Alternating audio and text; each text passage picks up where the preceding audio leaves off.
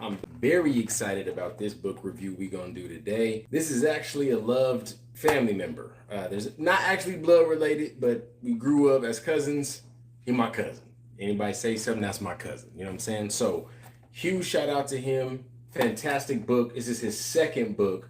Make sure y'all check all his work out. Ennis Geoff Brown. He's been a minister, he's been an actor, been a stand-up comedian. I mean, this guy, multi-talented. He gets the job done. So I had to give him a shout out.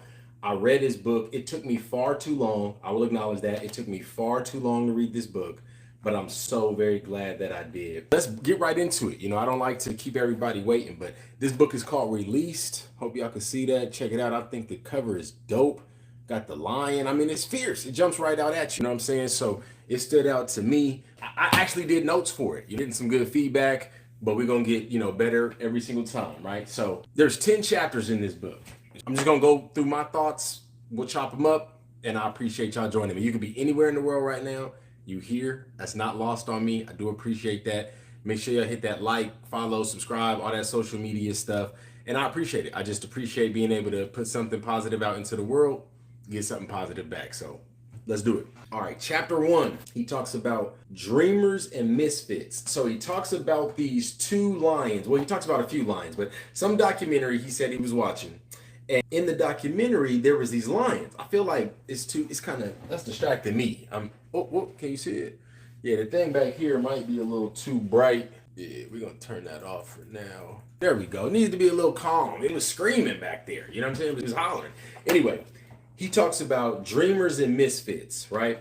He says the book is for dreamers and misfits. I think he does a fantastic job setting the foundation. He really draws you into this world. One of the things that I was impacted by was he has the ability to tell these really like deep and rich stories without like announcing, hey, I'm getting ready to tell a deep story. And he's just very fluid in how he's able to go through some of these examples. So he's talking about, dreamers and misfits. Well, documentary that he's watching, and one of the lions is named Dreamer. Right now, my first thought was like, that had to be some humans that are calling this lion that. Lions don't call each other that, but anyway, it stuck with me. Then this lion Dreamer has a cousin or a brother or something like that. His name is Misfit, right? And so I thought that was really cool. Again, right off the bat, real subtle, like how authors do. He's already saying, hey, this is for the dreamers and the misfits out there. This is not for everybody who feels like they already got it all together and don't have, no questions in the world, or who have never dealt with anything. This isn't that. And I really appreciated that, because I feel like I've been both. I feel like in different seasons of my life, I've been a dreamer. And in different seasons, I've been the misfit. Sometimes I felt like both at the same time. But I just loved that he built this whole book on like, there's a dream inside of you, waiting to be released. Kind of is the larger, if I had to boil it down into one sentence, I feel like that's the message I took from it. So he, I think, really builds on this. I feel like if it was a song, it was like, man, that first verse led right into the hook, led right into the second verse, and the beat was, going. So that was super cool. That was super dope. As far as chapter 2, he talks about identity. Now, in this chapter, he opens it with like talking about his ID, like his, his state ID or whatever. And he says some really, like, a lot of times in this book, he says stuff that feels very obvious. And then you like let it sit for a second. And you're like, that's actually profound. Like he would say, my license has, the color of my eyes, my height, my address, my name, and even a picture of me. You could study my ID until you could recite it perfectly and still not know me. There's nothing on my, what's up? I see folks joining and, always giving a shout out to the people in the live. But I never want to, rock the boat too much for the people watching it back. I appreciate your time. So he's talking about identity and how you can look at somebody's ID and still not really know who they are. You know some traits about them. Some traits about them. You don't know all their traits, and you don't know their character. You don't know, he's going to talk about character later on in the book, but you don't know their character. So he talks a lot about identity and how your ID doesn't tell the whole story. And one thing that really stood out to me was, it's like, I think we sometimes get confused, like ourselves. We don't sometimes take the time to identify, who we are, what we got going on, what our actual feelings are about things, where we're trying to go, where we're healing from. That's my issue a lot. Sometimes I just try to go, and I'm not realizing like ambition, for lack of a better term, or the identity that people may know me to have, like, motivated mister. People know me as like, when I start something, I go do it, blah. But sometimes I don't always feel that way. And so having that, break in your mind between like because other people's opinion, when you like it, you kind of welcome it. But other people's opinion, when you don't like it, I feel like it's easier to, say, hey, I'm not taking outside advice right now. But anyway, that really stood out to me. Your ID doesn't tell the whole story. And I thought that's what led me to it. I think a lot of people, especially in this social media realm, I'm not judging nobody. I'm on social media right damn now, right? So I get it. But I think that we kind of reduce ourselves to this bio. I think we reduce ourselves to these 3 or 4 flashy bullet points that are going to capture the attention of the intended audience. And while that's fantastic, I absolutely think that you should engage and capture, the attention of the people that you're talking to. I do think it's important, though, to actually sit with yourself sometimes and make sure you're fully aware of who you are. And I'll kind of use this example. How many times have you heard somebody say, or maybe yourself, we have these like different personas on these different apps, right? When I'm on X, I talk about X. When I'm on Snap, I do this on Snap. When I'm on Facebook, that's where, my grandma and them might see me. So I move a little different. So it's like, that makes sense. I don't have, again, no judgment on anybody doing that. But when do we, outside of the apps, integrate all of those personas? When are we synthesizing ourselves to, put 20 on 10? But that was super dope. And another thing in that chapter that I would be doing a disservice if I didn't mention was he talks about generational blessings. Love the wording already. It's like, how many times do we talk about generational curses? How many times you hear that phrase left and right, generational curse this, generational curse that, baby mama culture, domestic violence, alcoholism, drug abuse, substance abuse. I think drugs and substances are the same, but I'm not an expert. So I'm just saying that there's these things that we're so familiar with generational curses in the larger context of things. But I had never heard it before this, and I was just so pumped. When have you ever heard generational blessings? What has your family been doing that you may not have even been aware of? He talks about how he wasn't always aware of some of the things that his family had been into, for years before he was ever born,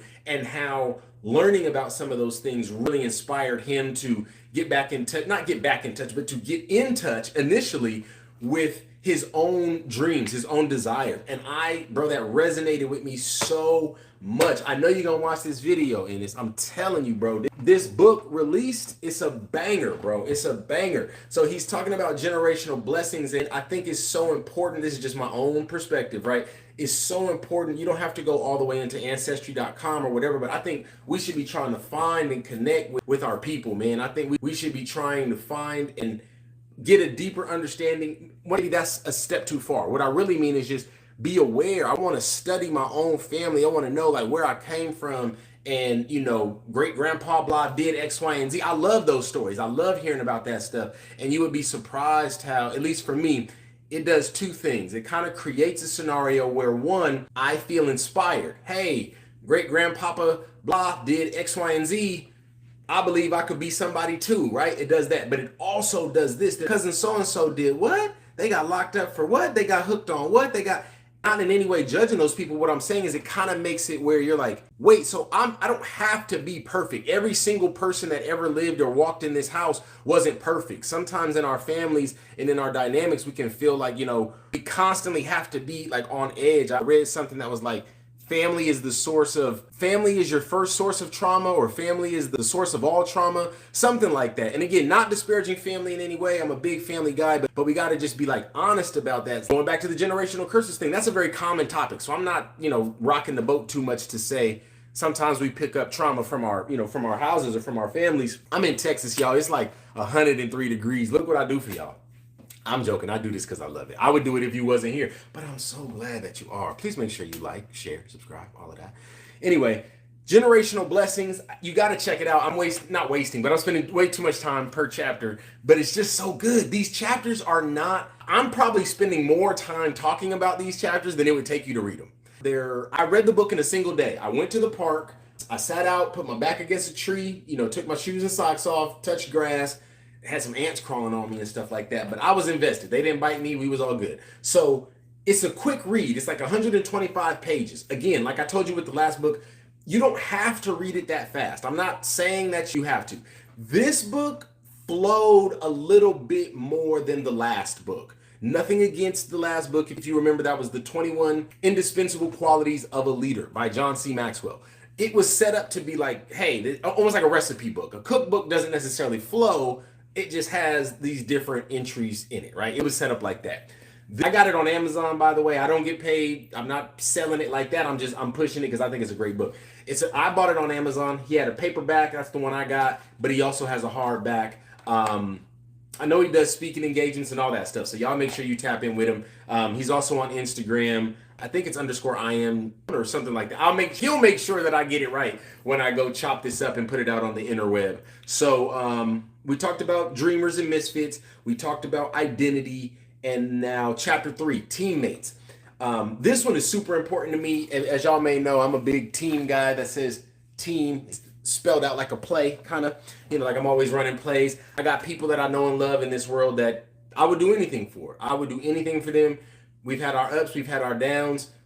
If you can see this and you ever know anything about me and we ever was rocking Team O, I still got you to this day. So I hope that this message finds everybody out there well, but especially, my team. So this chapter really resonated with me because teammates, this chapter is about how important your peers are. And not only your peers, because he talks about these 3 M's. I'm just looking down here on my notepad. He talks about multiples, motives, and mission. I'm trying to tell y'all, it was like he was talking to me. It's like he was talking to me. He's doing a great job. Again, the way that he's weaving these stories, he's not like preaching at you. Every time he's sharing a story about himself and, kind of his experiences. And I don't necessarily want to ruin that for you. I hope that I'm encouraging you to go read the book.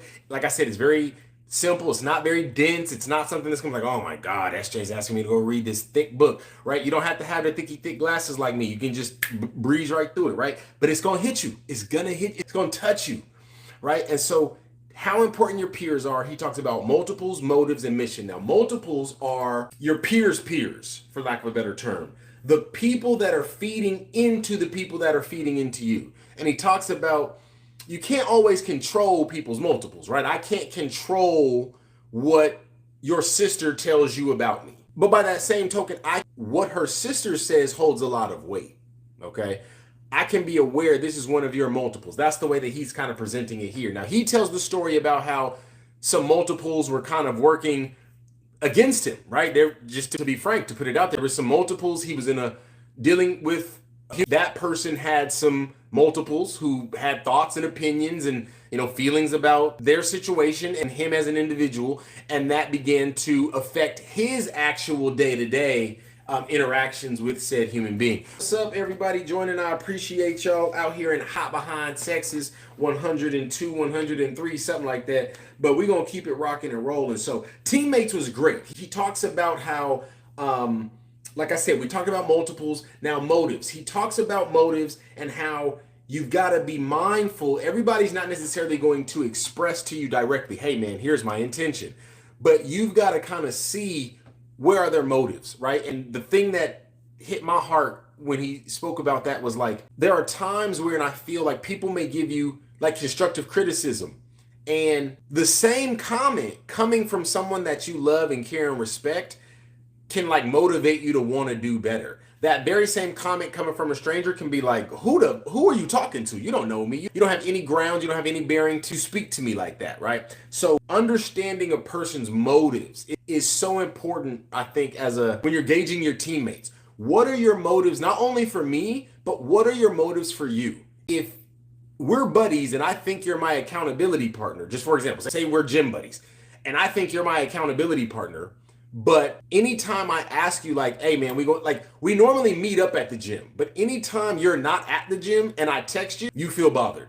Anytime I call you, you're like, hey man, why are you all in my business? And I'm like, well, wait a minute. We're accountability partners. We're doing this thing together. You know what I'm saying? And so what are the motives? I'm texting you and calling you in an effort to get you to the gym to improve your health. And to be frank, I don't want to be alone up at the gym. I want my partner. So I'm not going to, make it sound like I want my gym partner. Y'all don't do that. Don't do that. Don't click me up and try to make it sound like I said something I didn't say. Okay? Don't you do that. But I want that accountability partner. I want that push as well. I want that motivation. So yes, there is absolutely a level of what I get out of this, but that's the nature of a partnership, right? And so my motives are pure.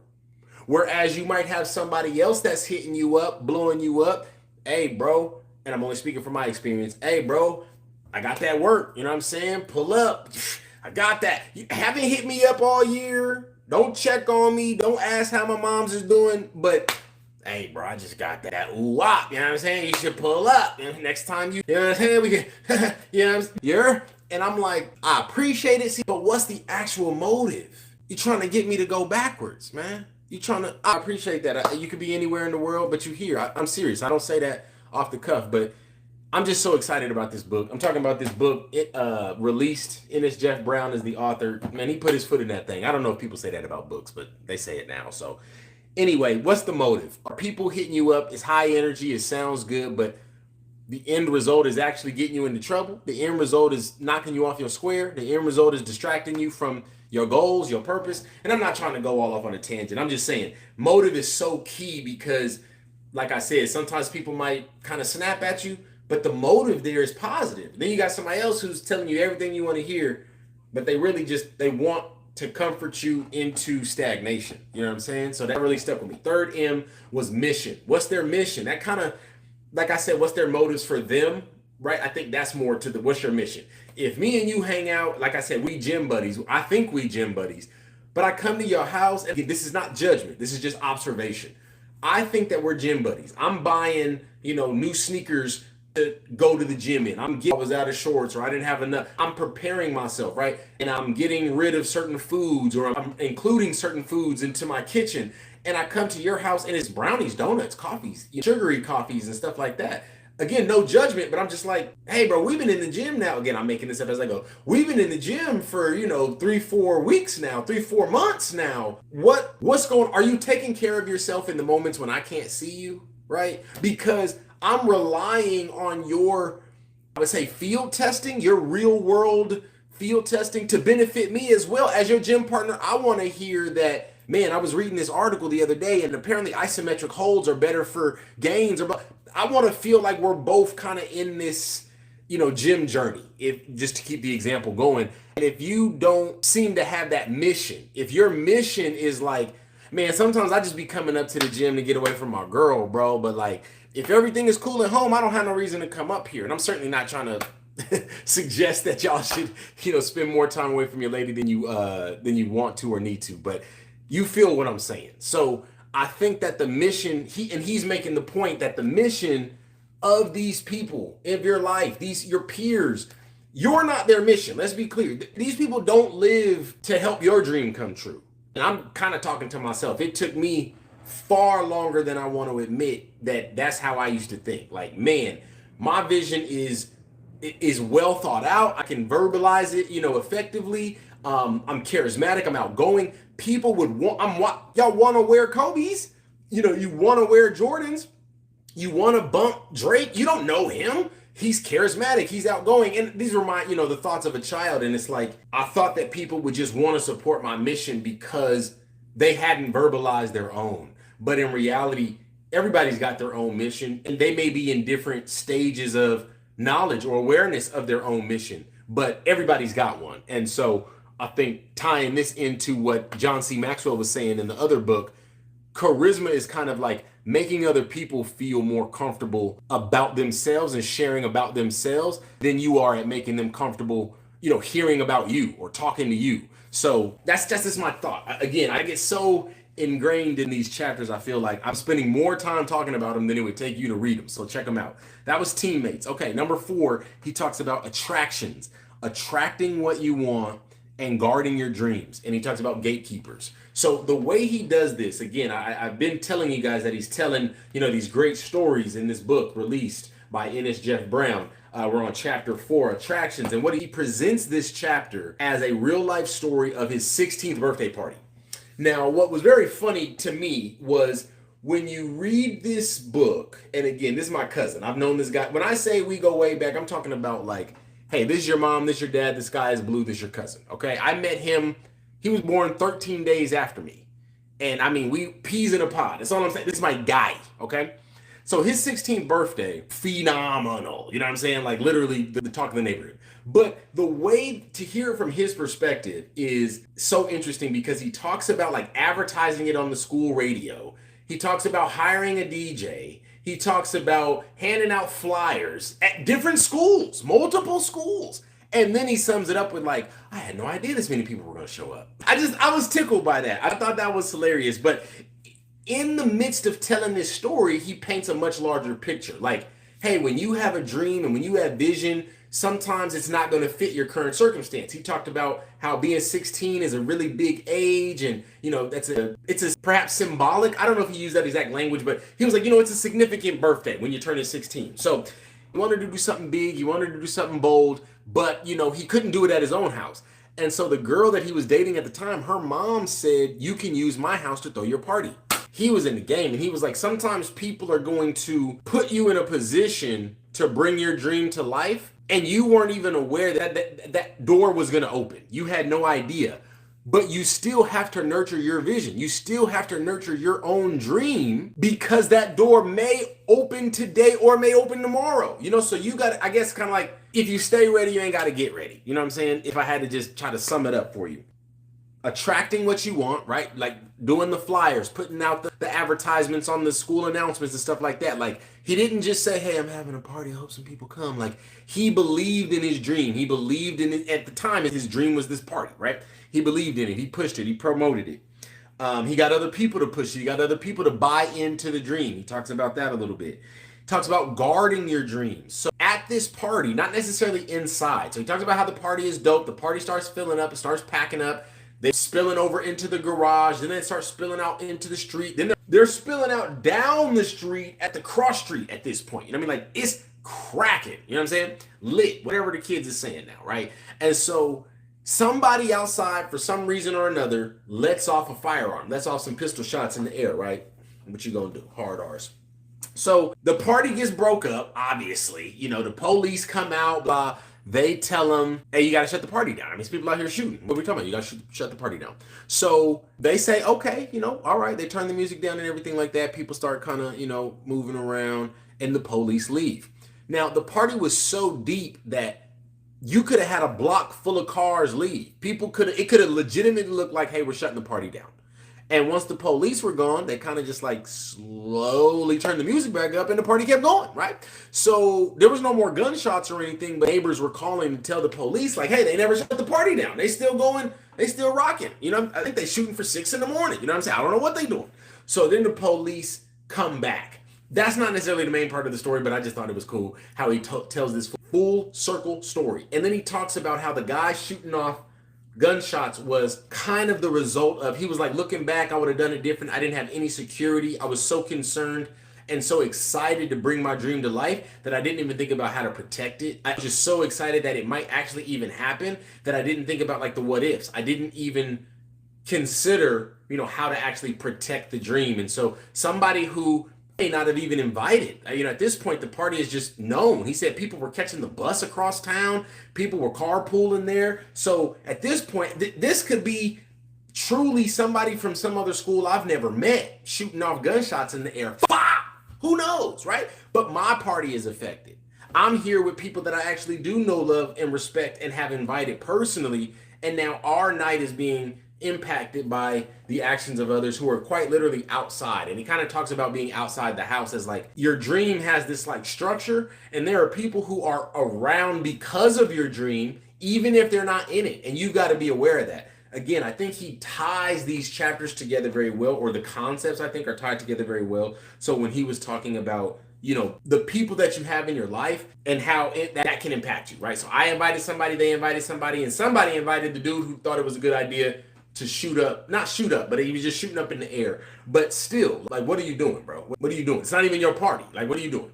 So anyway, that was attractions. Then he talks about gatekeepers. And again, he talks about this in a very positive way. He does, shine some light on, I think, the normal connotation we all have for the word gatekeepers is like people that are trying to keep you from something. But in this instance, he talks about how the girlfriend's mom was the gatekeeper, right? She opened the door to her home. She opened the gate to his dream. She opened that opportunity for him to say, hey, I can actually bring this into fruition. So he talks about honoring gatekeepers, identifying them and honoring them when they give you those opportunities, right? So fantastic chapter, great chapter. It's just, the whole thing is a party, seriously.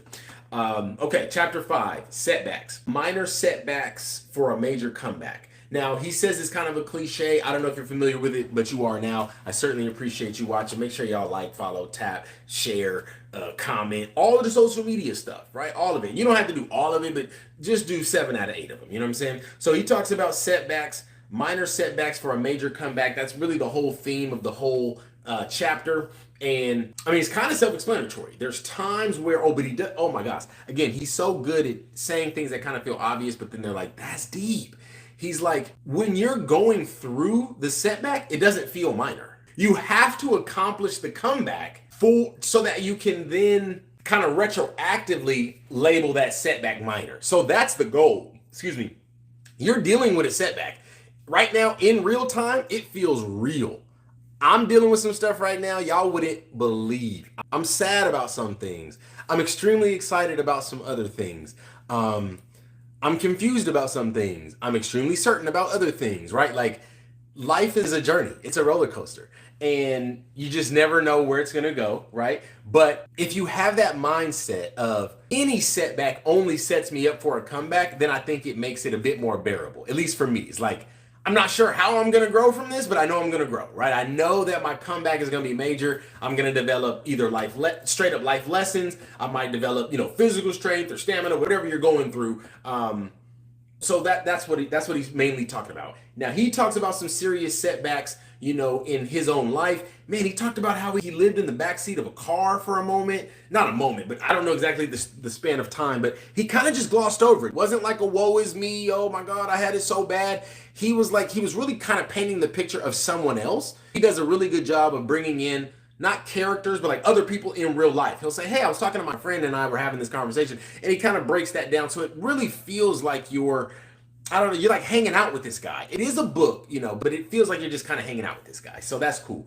But so he's talking about other people's setbacks, and then he kind of throws these shades of, and I know what that's like. I've been through something, I've been broken before. And you're like, wait, what do you mean you've been broken? Then he goes back to the, the focal point of his story. And I loved that, like, this guy is not so caught up in his ego that he's trying to make sure he's talking about himself, if that makes sense. And I'm not trying to say that people who talk about themselves in their own book have, raging egos. I just felt like it was really refreshing to hear. It was almost like this. It was like he was a photographer. He was really good at capturing others, telling a story about his perspective on these events that were happening in other people's lives. And through that, I was able to get a perspective on his life. So it was really cool. It was really cool. He talks about setbacks and how he overcame them. That's released by Ennis Geoff Brown. I would absolutely suggest that you check it out. He did tell me that he also has an audiobook version. So lazy reader. Then check that out. And I'm just messing with y'all. I love a good audiobook. But this is what it looks like. It's got the lion on the front. It's got his name, says released. It's hard to miss. It's a fantastic book. So let's keep rocking and rolling. As I already said, there's only 10 chapters in it. So at this point, we're already halfway done, right? 6 is strongholds. My tagline for this chapter, he didn't say this necessarily, but what I took from it was relationships will make or break you. He talks about like layers that then create a stronghold. I don't think you just fall into a stronghold. I don't think you just find yourself in a stronghold. And again, from his perspective, he takes the relationship perspective. He's like, you're talking to this person, you're dealing with this person, you're seeing, how they behave, you're seeing how they behave with their family, you're seeing how they behave with their multiples, right? And then you're deciding to kind of ignore some of that, or you're deciding to embrace some of that, right? And just how that can create strong foundations one way or the other. I think if you all, I don't want to give too much personal opinion on it, but I think that he does a very good job. I'm trying to tell you, he describes in a very non-offensive way, non-abrasive, what it feels like to be, I don't know, maybe abandoned in a relationship or turned upon in a relationship. And again, I don't want to speak too much for him. This chapter was very like, whoa, okay. I know I said the last chapter was kind of like him talking about somebody else. This chapter was about him. You know what I'm saying? He really got vulnerable in this chapter. Which I've also got to be, mindful. This wasn't just a fictional novel. This is a person's real life. So he talks about strongholds and how relationships can make or break you. I think that's so true. I've got fantastic relationships in my life right now. I'm pretty sure I've purged all the harmful relationships, and that took a while. It really did. And when he talks about strongholds, it's like people who have such a grasp over your thoughts and your emotions. And I feel like I'm at the stage where it's like, that's projecting. You have control over your thoughts and emotions, and you're giving that power away and then labeling that somebody else's fault. I know that might be tough. Y'all just said, hey bro, just read the book. Ain't nobody asked you to read us. I'm just trying to read the room. You know what I'm saying? Anyway, chapter 7, another great one, another banger. CPR. Now he breaks this down and he talks about God breathing into his dream, and how sometimes when you're broken, when you're down, when you're crushed, you're betrayed, you're hurt, you're lost, you feel out of breath, you feel like you can't keep going on, and you need to be resuscitated. So that's kind of how he sets it up, right? And CPR, he uses it as like an acronym, right? So he says character, pain, and reactions. Those are the three. And then he breaks those down. And again, I encourage you to read it for yourself. I'm going to give you what I took from his breakdown. Character is you, okay? Pain grows you, and your reactions to pain reveal you. He's also vulnerable again in this chapter. Oh my God, it's bad. My bad, y'all. That was the love. The light of my life. But I got to call it back. So CPR, character is you, pain grows you, reactions reveal you. So he talks about, I was saying he's vulnerable to the point where it's like my circumstances, and he says this, like I can acknowledge my circumstances have affected my character. There's times when I'm up and I feel a certain way and I present a certain way and I'm, giving myself out to the world in a certain way. And when I'm down on my luck, when I'm down on my chips and I just don't got it, my character he doesn't say completely changes, but he says, I think he uses the term flex. It flexes me. And I thought that was, again, he didn't necessarily know it, but he was saying things that I have felt. And he may not, of course he doesn't know, he's not in my brain. He was saying things that I have felt. And I just think it was such a great, he's a young black man, an intelligent young black man. He was talking about, being adopted, coming up. He's got another book called The Adopted Kid. He's spoken about just some of his family stuff. I'm not going to put all his business out there again, because if you want to read it in the framework of the book, that's fine. I just don't want to make it seem like I'm gossiping about this guy, but he's very vulnerable in this book. Character flexes, when you're dealing with these different circumstances and different things that are weighing on your mental or vying for your focus, right? Pain grows you. It absolutely is a requirement, I think, of life. It is going to affect you one way or the other. You're either going to lean into it or you're going to spend time, energy, resources trying to avoid it. I'm not saying either one is right or wrong, but it is a factor that's going to affect how you're showing up. It's going to grow you. So if you're practicing avoiding pain, you're growing as an avoidant. You're growing as a runner. And I'm talking to me. I've lived this. Anytime I get on here talking like I'm high and mighty, I'm talking to the old me. So I just want to be clear. I appreciate you, never judging you, and I appreciate you, just hanging out. But pain grows you, and it can grow you into a very dark place, or you can allow it to forge you, if that's a better term. I think that's a good term. And then your reactions to pain reveal you. They reveal the character, right? So again, the way that he's presented it, CPR, they're in that order. But I think that in practice, it's like pain, character already is in there. There's different elements that are playing and they change, right? So I think there's some core principles, but most of the time we grow and change and for lack of a better term, evolve even within our own lifetime, right? So bear that in mind. Fantastic chapter. There were some anchor chapters I talked about. Maybe I talked about it in the last book, but I was like, an anchor chapter is like, when I think back about this book, I'm going to remember this story. I'm going to remember this chapter. I don't remember every single word in every book, but I know that that's an anchor chapter. Reading that chapter, number 7, CPR. All right. Number 8, the chapter is release date. Now, obviously, the book is called Released, so you can kind of feel the energy, in this book. In this chapter when he got going. He used the story of being a first-time dad to illustrate what it's like to prepare and nourish a dream before it even arrives. So again, I'm going to tie together some of these concepts. I think he really does a great example in this chapter in particular about talking about how his firstborn child was coming. He mentioned being young at the time. I think he was like 18 or 19. So he talks about in a very vulnerable way, like in a very real way. Like, I was at this fork in the road. Like, am I going to be there for my kids, or am I going to? And I thought, like, of course I'm going to be there for my kids. You know what I mean? Like, and just hearing, I think as adults, it's easy to say, like, yeah, that's what you're supposed to do. But when you're actually a teenager and you're making those decisions, I want to be a man of character. What does that mean? I'm deciding what tracks I want to take. I don't even know where that road is going to take me, but I'm choosing to go this direction. So it was very enlightening to kind of, it was like being over his shoulder as he was having some of these deep thoughts. But he talks about how, like, I had never even met my daughter yet, but I already knew, I wanted the best for her. So I had already started to prepare certain things. And it's like, do you have a dream? Are you preparing for it? Are you looking forward to it? Are you nurturing it? He was preaching, bro. It doesn't read like a bunch of sermons. I want to be clear. I know I said he was a minister at one point in his life, but it does not read like this guy's just preaching at you. So I know that can be kind of a turnoff for some readers, but it was just a fantastic chapter. Fantastic all around. Release date. There's, again, not much more I can say about it. I don't want to beat these chapters to death because I really want you to check them out for yourself. But this was fantastic. So number 9, chapter 9 was Destiny. How a tough sermon turned the tide and convinced him this was his destiny.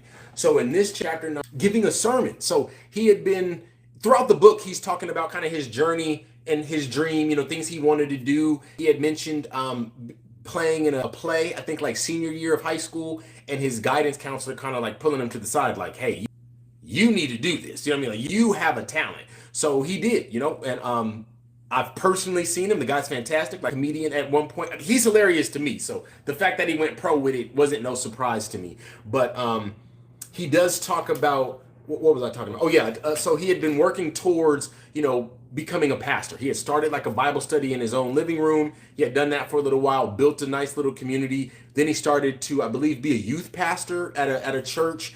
He got some pastors, like some senior pastors, to be mentors to him. So he was actually, studying and taking it serious. I think he mentioned taking like a 2-year Bible course. So he was applying himself. He wasn't just like playing around.